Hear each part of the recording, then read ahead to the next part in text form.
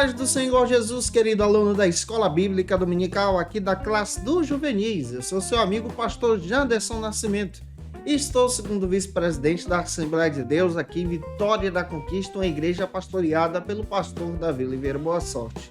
E hoje, pessoal, para a glória de Deus, estamos iniciando um novo trimestre, uma nova jornada com vocês.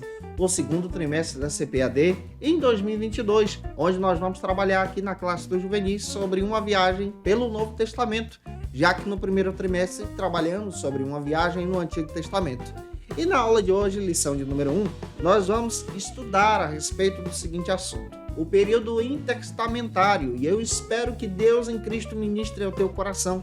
Você que está chegando por aqui pela primeira vez, aproveita, se inscreve no nosso canal, faça assim um dos nossos alunos, deixa aí teu likezinho, teu joinha, teu gostei, é importante que você faça isso também, deixa também o teu comentário, #glória a Deus, e participe conosco nessa ministração. Eu estou comentando as lições de adultos, jovens, juvenis, discipulado, adolescentes, vencedores, pré-adolescentes também. Tem muita coisa boa aqui no canal, você encontra tudo isso no link na descrição desse vídeo. Se você conhece alguém das classes de adultos e jovens, olha, nós temos um recurso sensacional para ajudar aí essa turma abençoada. É o nosso site Facilita EBD, onde tem recursos para esses irmãos em Cristo. Eu espero te abençoar hoje em sala de aula. Então vamos deixar de conversa e vamos para a aula de hoje em nome do Senhor Jesus.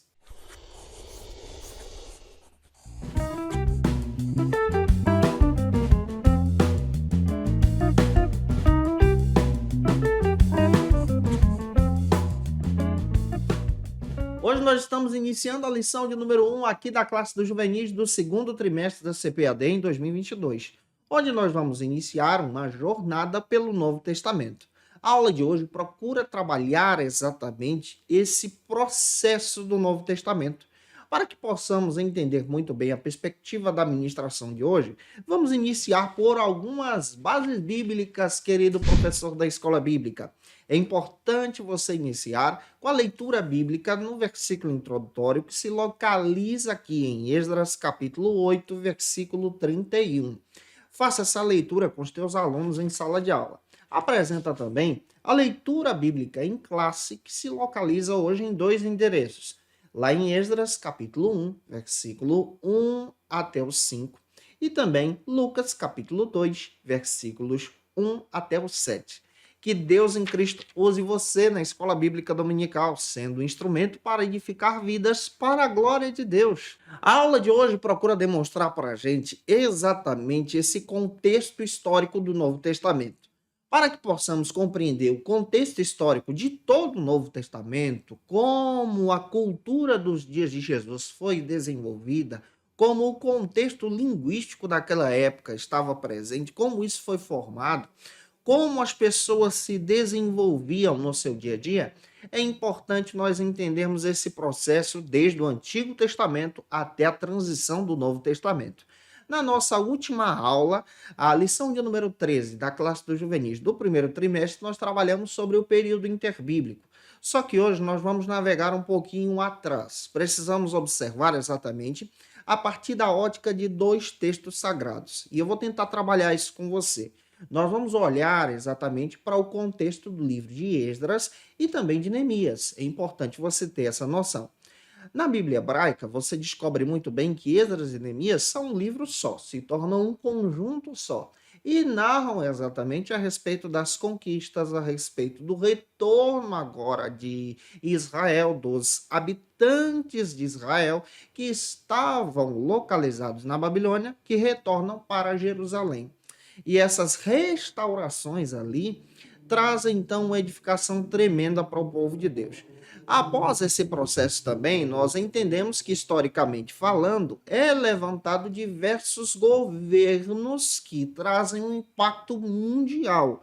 Governos esses como os persas, como nós já estudamos aqui, governos como os gregos, os romanos, para então encontrarmos no Novo Testamento a plenitude dos tempos, como está escrito lá em Gálatas, capítulo 4, versículo 4. Exatamente no momento certo em que Cristo vem em forma humana, é encarnado, e aqui nós encontramos o processo do amor de Deus. Precisamos entender esse contexto histórico exatamente para poder trabalhar com os nossos alunos e que Deus em Cristo use você na escola bíblica dominical. Use você como instrumento da palavra. É importante você observar exatamente esse período de retorno, o processo do trabalho de Esdras, de Neemias, entender também esse processo político entre os gregos e romanos que trazem uma compreensão fundamental e uma contribuição para a composição então do Novo Testamento. O Novo Testamento, por exemplo, ele foi escrito todo em língua grega, o grego koiné.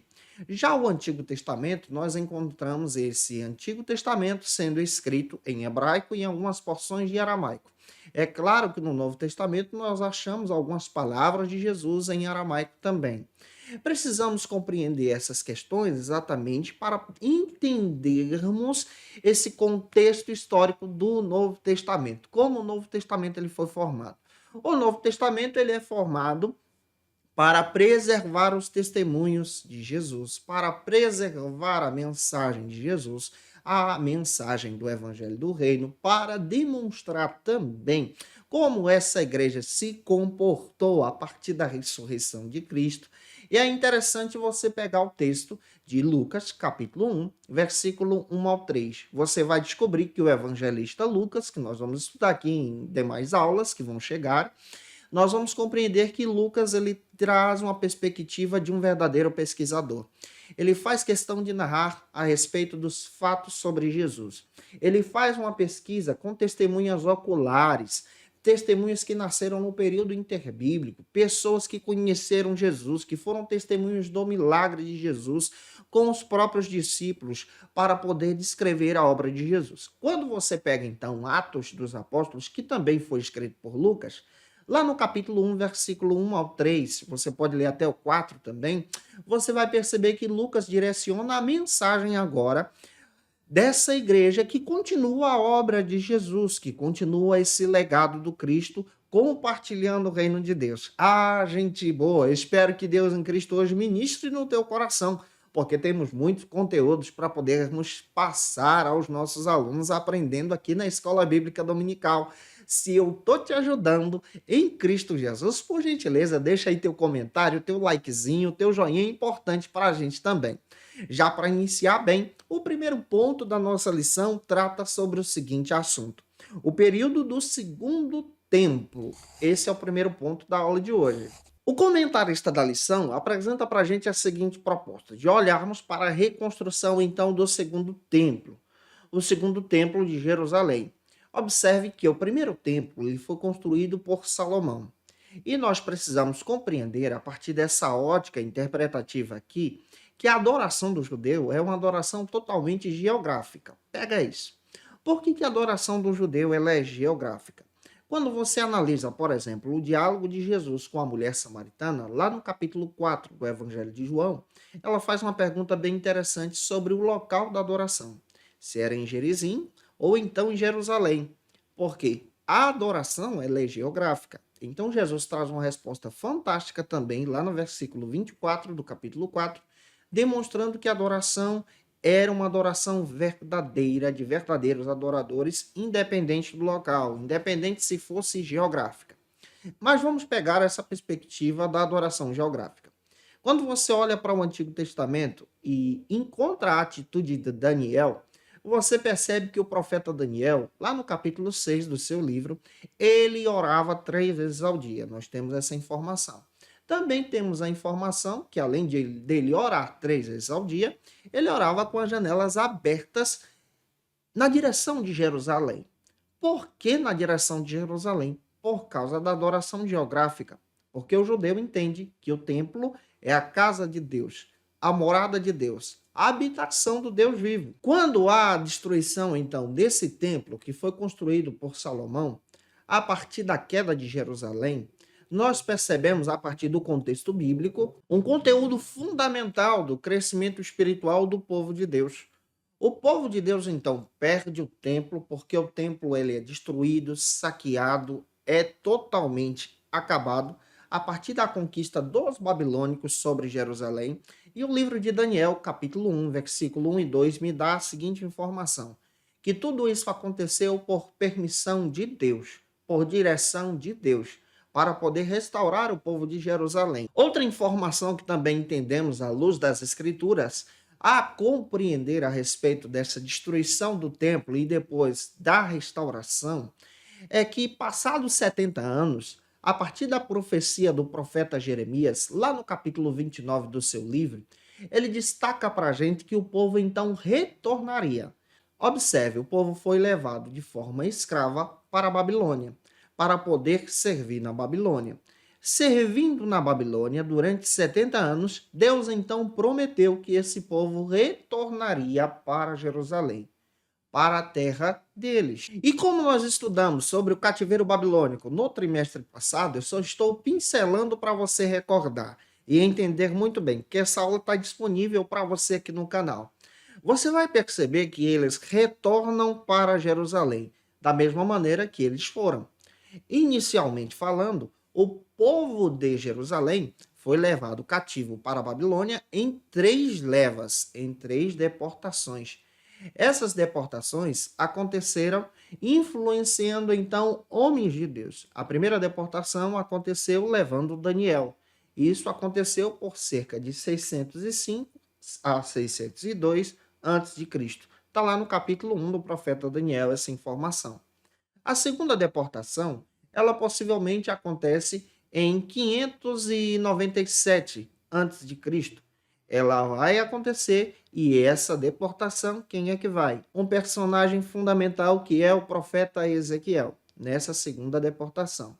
A terceira deportação acontece em 586, 588, e essa deportação que leva somente aqueles que restaram da cidade, porque a cidade foi totalmente destruída e devastada. Quando nós observamos agora para o retorno, os retornos também acontecem em 3 processos, em 3 retornos depois dos 70 anos. Observe muito bem isso nas páginas da Bíblia. E quem é que registra esses retornos? Está aqui agora o próprio livro do profeta Esdras, narrando a respeito desse retorno, e também o livro de Neemias. Por isso que esses textos são um conjunto, trabalham unidos na própria visão do Antigo Testamento. O primeiro retorno ele acontece a partir do comando de Zorobabel e Josué. Eles que retornam agora para trabalhar com o objetivo de restaurar o templo. E aqui que entra o fio da meada da lição. A restauração, então, do segundo templo. Isso está presente no livro de Esdras, capítulo 1, 2, 3, 4, 5 e 6. Essa informação está lá para a gente. Você percebe que aqueles que eram anciões que estavam na Babilônia quando retornam, o seu coração se enche de alegria, porque eles retornam para Jerusalém. Eles encontram a cidade totalmente devastada, destruída, um verdadeiro cenário de guerra. Nós estamos acompanhando cenários de guerra que estão presentes agora no mundo atual, entre a guerra da Rússia e Ucrânia. Então entendemos nessa linguagem aqui figurativa exatamente o que estava acontecendo lá atrás. Eles retornam e a cidade estava totalmente destruída, devastada, não tinha mais templo. O que tinha eram as ruínas desse templo. Mas eles retornam a partir do comando e da ordem de Ciro, que é o rei mundial da época, cumprindo então a profecia de Jeremias. E quando eles retornam com um objetivo só: restaurar o templo de Deus, restaurar a casa de Deus, mesmo sem recurso financeiro, mesmo na simplicidade. Deus então levanta 2 profetas. Levanta o profeta Zacarias e o profeta Ageu, que exercem um ministério fundamental e fantástico para animar o povo. Quando o povo então passa a restaurar o templo, alguns inimigos se levantam. Se levantam para impedir a obra de Deus. Observe, quando você se envolve com as coisas de Deus, não se esqueça, o inimigo pode se levantar para querer barrar você, parar a obra de Deus, mas você precisa continuar com o objetivo que Deus colocou no seu coração. Como esses irmãos, eles restauraram o templo para a glória de Deus. Anos mais tarde, quem é que chega? O próprio Esdras, com o objetivo agora de restaurar o culto. Zorobabel e Josué restauraram o templo. Esse foi o trabalho deles.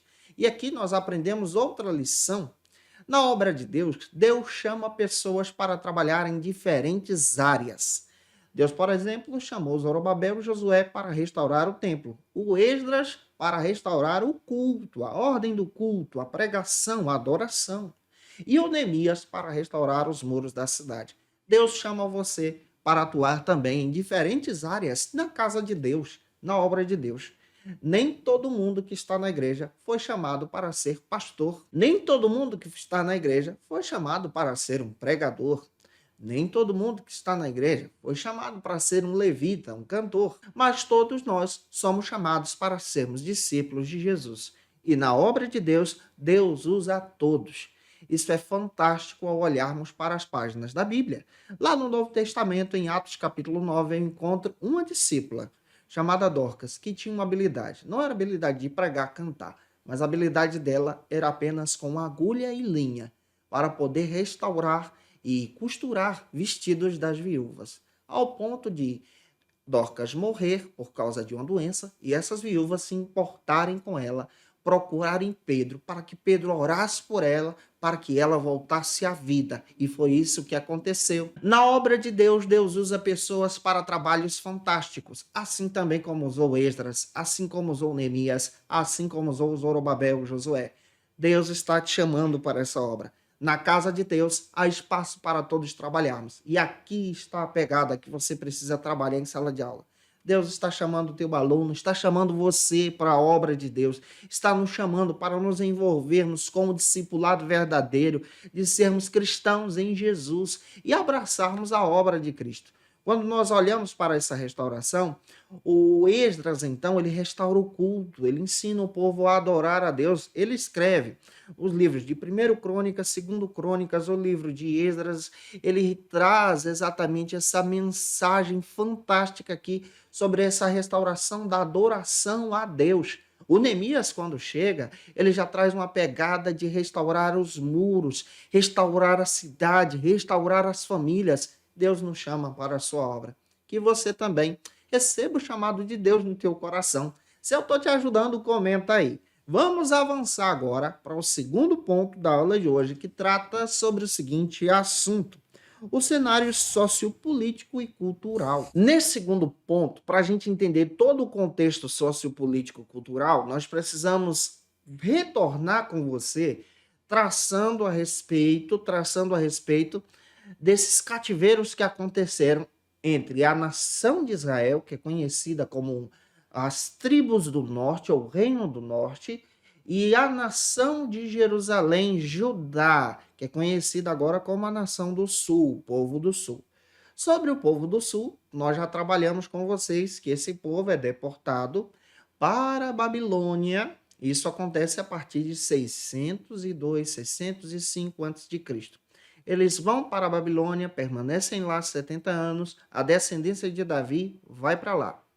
Só que agora nós precisamos recordar um pouquinho mais atrás, em 722 a.C., quando as nações, ou seja, quando a nação de Israel, conhecida agora como as tribos do norte, porque elas se dividem, tribos do norte e tribos do sul, antes era um povo só, mas a partir do reinado de Roboão, filho de Salomão, o povo se divide e então passa a existir dois reinos: o reino do sul, como já citei para você, e agora o reino do norte.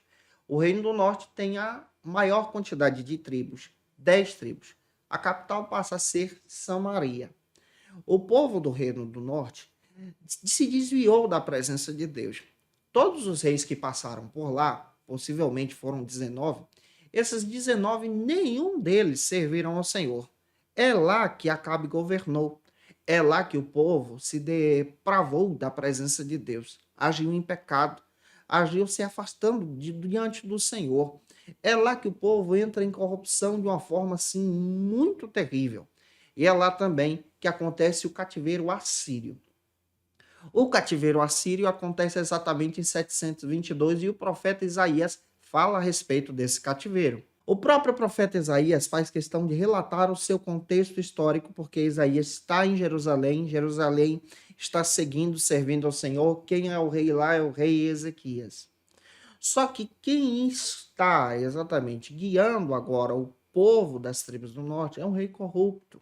e o povo está a caminho do pecado, se afastando da presença de Deus. Deus então levanta os assírios para destruir essas tribos. O povo não se arrepende e, por consequência disso, essas tribos são destruídas, devastadas e são levadas para o cativeiro assírio para de lá nunca mais voltarem.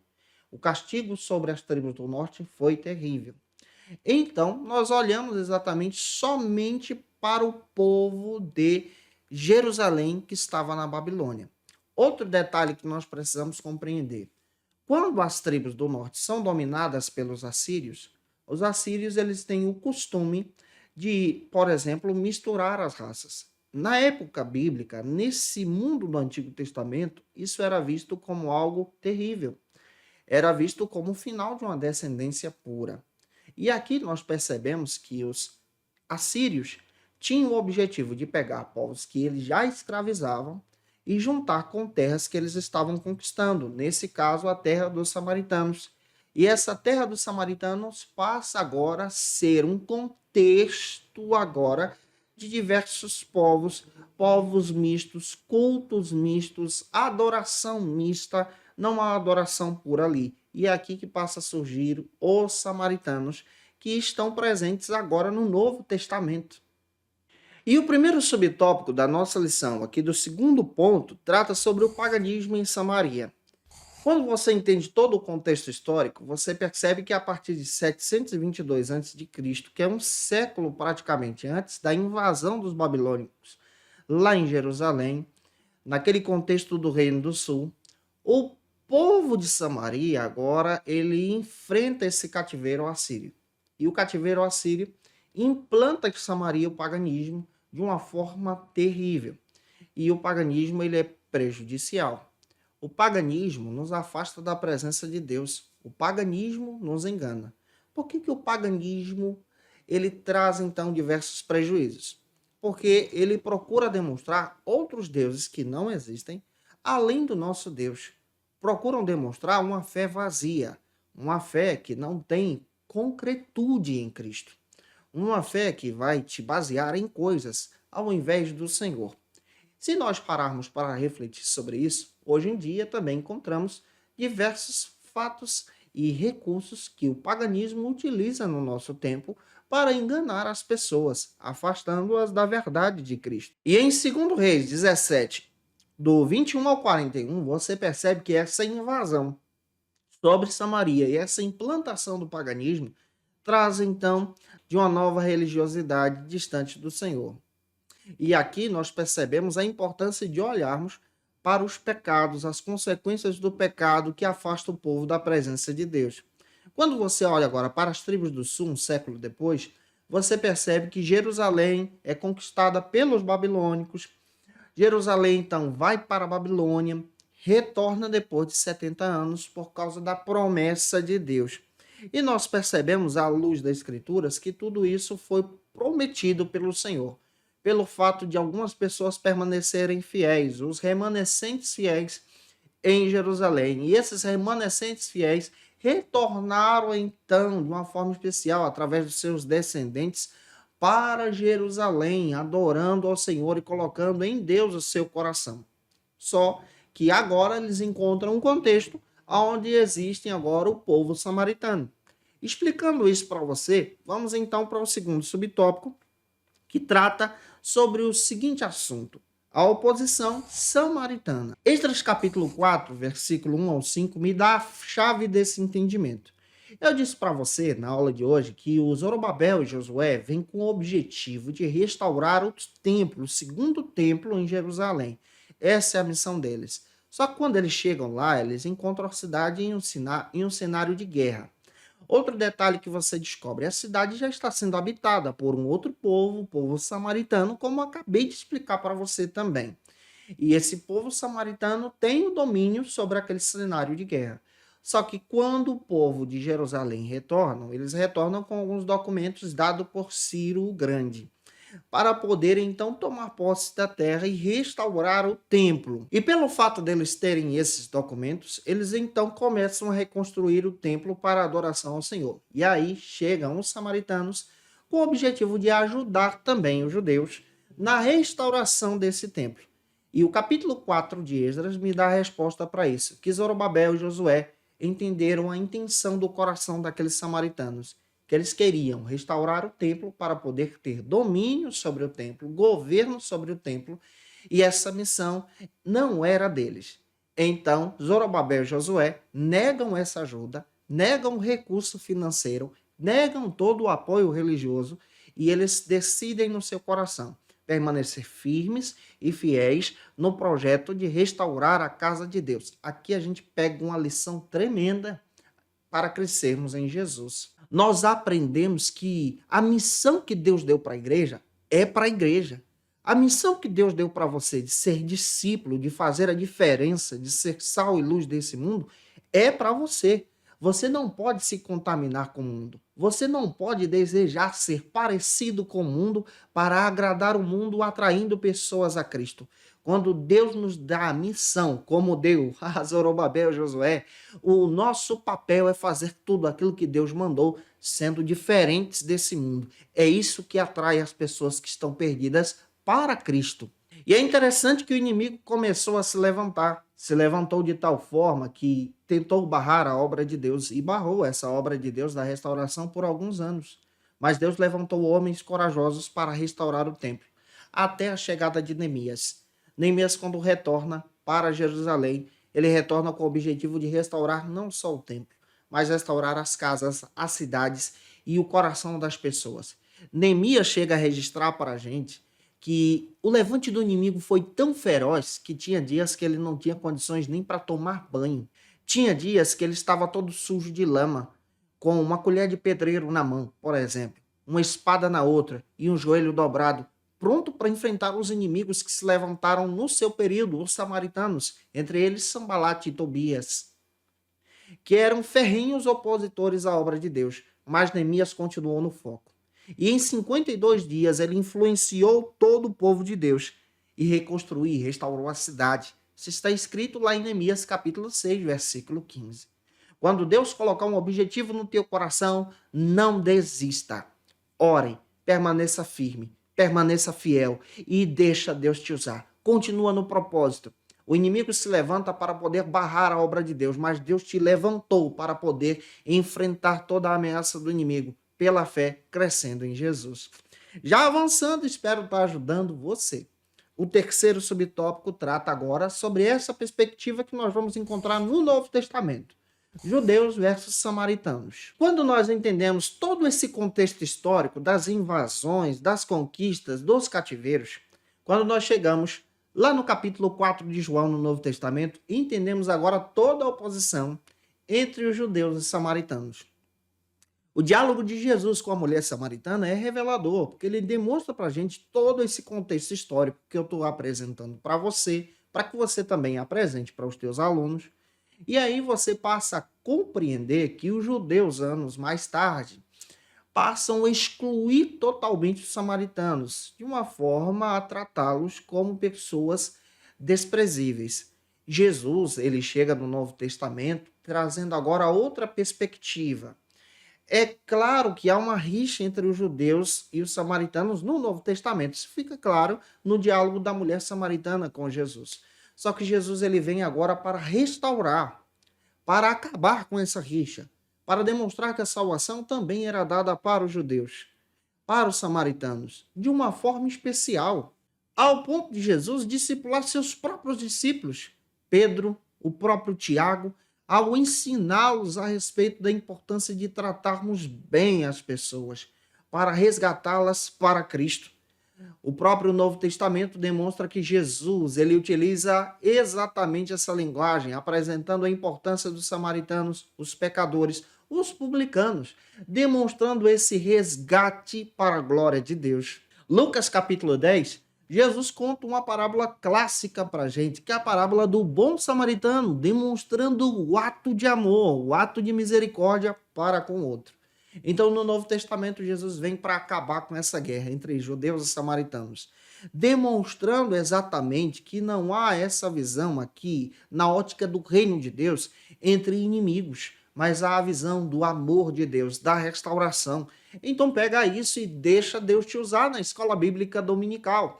Eu espero estar te ajudando até aqui. Eu espero estar trazendo uma compreensão com você, que essa palavra edifique também você. Se está te edificando, comenta aí. Se tu conhece alguém também que precisa muito assistir essa aula, manda esse vídeo para ele ou para ela, compartilha, comenta, publica aí na tua rede social. O terceiro ponto trata sobre o seguinte assunto: os invasores como instrumentos de Deus. Após o processo do cativeiro babilônico e cativeiro assírio, nós percebemos muito bem que outros governos mundiais vão surgindo. O último governo mundial que citei para você, que trouxe um impacto muito forte entre os judeus, foi o governo mundial guiado pela Babilônia. Só que o governo dos babilônios, ele cai por terra lá no capítulo 5 do profeta Daniel, onde começam a surgir os medos, depois, anos mais tarde, os persas, e aí nós encontramos esse governo medo-persa. Depois desse período histórico, nós vamos encontrar o governo, então, dos gregos, o governo dos romanos, e vamos detalhar isso para você.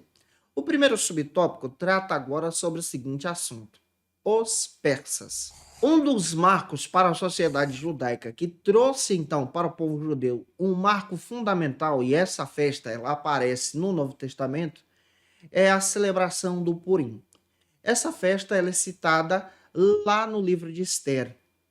A festa do Purim é uma libertação do povo de Deus, de inimigos que se levantou contra a adoração do povo de Deus, contra a atitude dos servos de Deus também.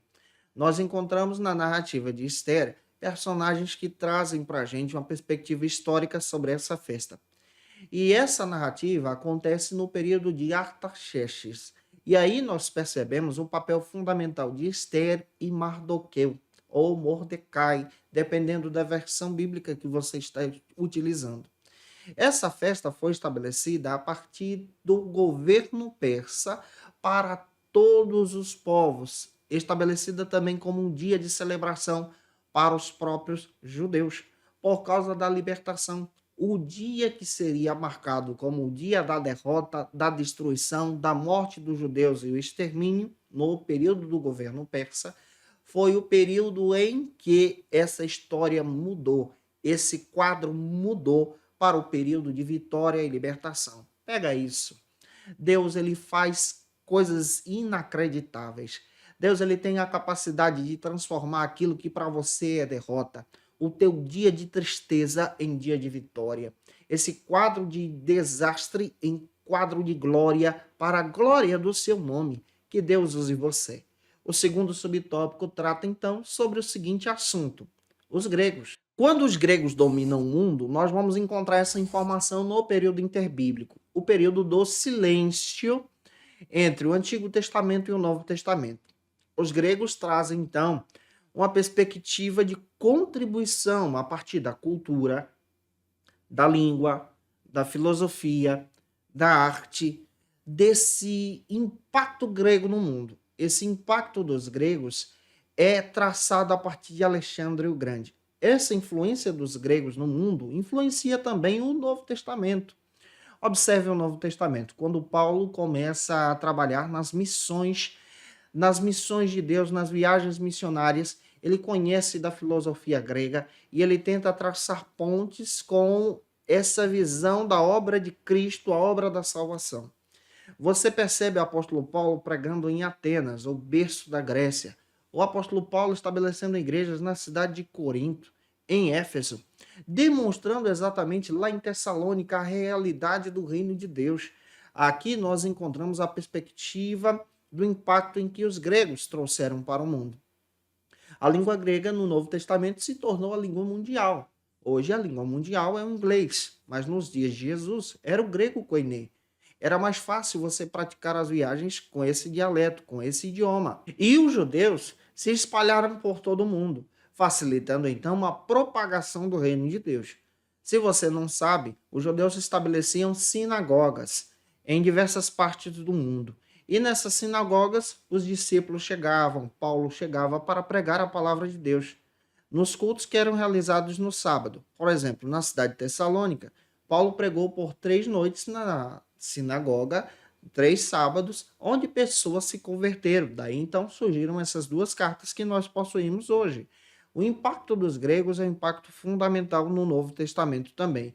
É por isso que todo o Novo Testamento também é escrito na língua grega para facilitar a propagação do Evangelho. O terceiro subtópico do terceiro ponto trata agora sobre os romanos. Os romanos, por exemplo, no Novo Testamento, já trazem um domínio aqui espetacular. Qual a contribuição dos romanos dentro das páginas bíblicas? No mundo antigo, os romanos contribuíram com as estradas, com as grandes cidades, com o latim. Também contribuíram exatamente a partir de diversos decretos que facilitaram a propagação do evangelho.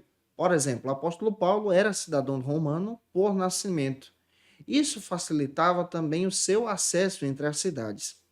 Nós percebemos nas páginas da Bíblia, já no início dos evangelhos, decretos como decretos por César Augusto, onde José e Maria tiveram que ir para Belém, onde Cristo nasceu, de direcioná-los para lá, para cumprir então toda a profecia bíblica dita pelos profetas do Antigo Testamento. Foi a partir desses decretos que nós encontramos o processo da crucificação, que era estabelecido pelos romanos, um processo de tortura terrível, mas foi o processo escolhido pelo Senhor para se entregar por nós no madeiro, na cruz do Calvário, para que pudéssemos ter vida e vida abundante.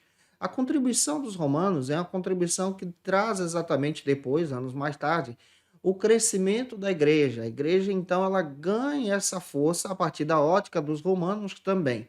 É claro que ela perde o foco. Isso aí é assunto para outro detalhe. Mas facilita muito para a compreensão e propagação do reino.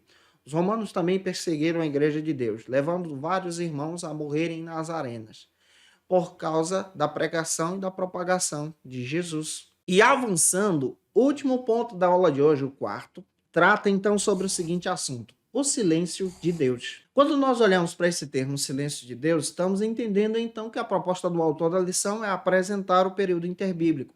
O período interbíblico é um período de 400 anos, desde o profeta Malaquias até Mateus. Nós entendemos, à luz da Bíblia, que esse período interbíblico é um período de silêncio profético escrito.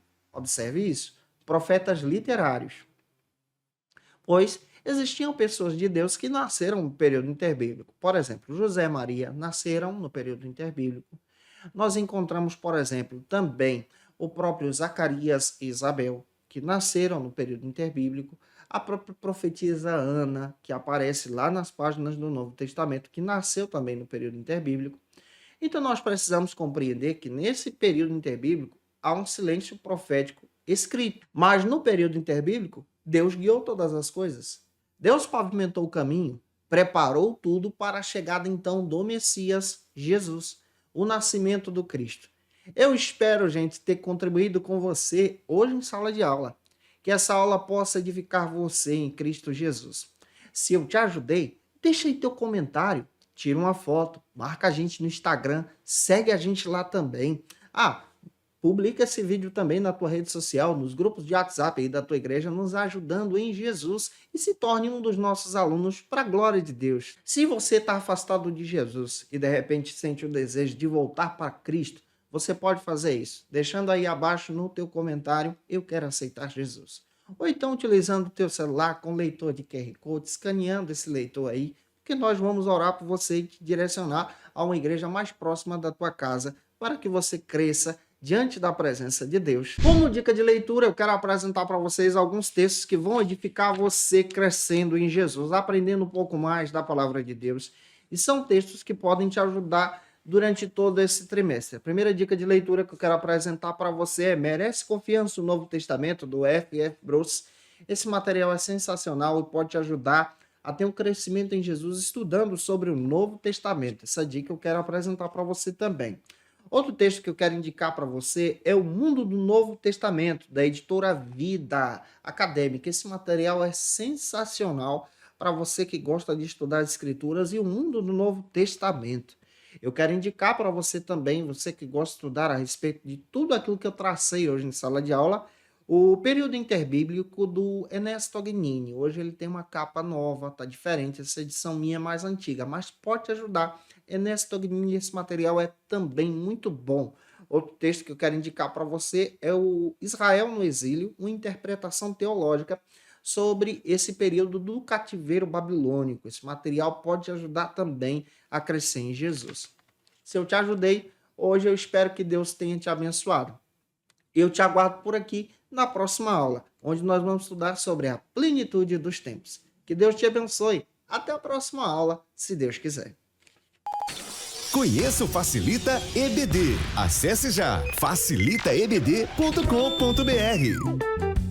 Uma plataforma exclusiva para você que deseja aprimorar e dinamizar as suas aulas da escola dominical. No Facilita EBD você encontra subsídios bíblicos e teológicos para dinamizar as suas ministrações na escola dominical, cursos bíblicos para aprimorar e te ajudar na sua leitura completa da Bíblia, treinamento dinâmico para professores e líderes da escola dominical. Tá esperando o quê para ser um dos nossos alunos? Vem pro Facilita EBD e torne-se um dos nossos assinantes. Acesse já facilitaebd.com.br.